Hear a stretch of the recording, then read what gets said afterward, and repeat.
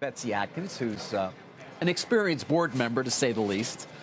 Having served on, I think, what you just told me, 34 separate boards at one time or another. You're only on 2 public boards right now. That's correct. But why be a part of this? Why be a part of what is, right now at least, a fight, certainly one in which we can expect there's going to be more back and forth? Why did you want to be nominated?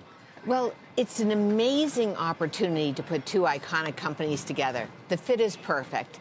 And the chance to be a director and help give voice to the shareholders of HP so they can consider this as an alternative is compelling and exciting. What about it is perfect? You know, the industrial logic's amazing. You have 2 companies. One is inkjet, one is laser.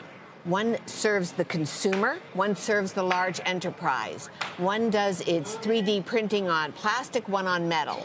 The go-to-market just meshes perfectly. You can take those 2 hardware companies and put a software wrapper around it and do, Office as a service. They've got amazing IP inside. You've got Xerox PARC, which is iconic around the world, HP Labs. It's just a perfect fit. And in a declining market like print, about 2 to 3%, the first consolidator wins. You build a powerhouse. Well, clearly, if you are elected, you believe that it would be in the best interest of HP shareholders to move ahead with a combination with Xerox. Do you believe John Visentin should be the CEO of that combined company, Xerox's current CEO? Well, I think, if elected, my loyalty is to the HP shareholders to get the best price and the best deal for them. And I think the way you figure out who should lead the company is you pick best of breed from each company. I think that John has done a terrific job at Xerox. I mean, the results speak for themselves. Amazing quarter. He beat on every single metric. Although revenues are still down. I mean, 4.7% decline year over year in constant currency. It's not like they're moving up this way. He's doing a great job, some would say, at least on containing costs, Betsy. But can you ever expect that a combination like this would actually grow?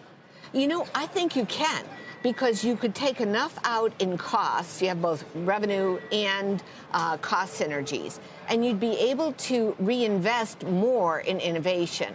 And there's a lot of innovation. We see companies going public out of Israel in this space. So, you'd have a chance with a nimbler, faster combined entity that covered all spectrums to do more embedding of software. For example, already you could embed, and they do, McAfee cyber software. They embed DocuSign type functionality. So you'd see more of that trend and more of that focus, I think, in a combined entity. A lot of this process right now that you're obviously beginning in terms of communicating is communicating with their shareholders. Have you done that? Are you starting to speak to any of the shareholders of HP in terms of trying to make your case as to why they're better off electing you as a director as opposed to the current board? I think that's going to start soon, and I look forward to it. I believe Xerox is reaching out to the HP shareholders and making their case, and I'm sure that the slate will have the opportunity to engage with the Xerox shareholders, and I think that there's interest. You do? I do. Why? It's so compelling. You look at an industry that is in decline, about 2 to 3%. You've got about 7 little fragmented companies like Canon and in Japan. The history is compelling. The first one to consolidate wins.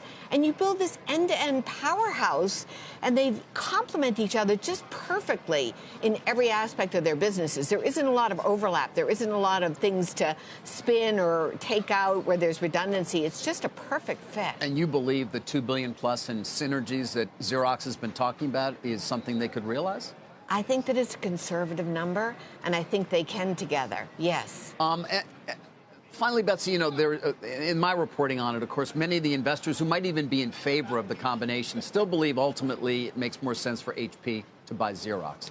If you are elected as a director, and this is a possibility, would it be your sense that perhaps that's the better way to go?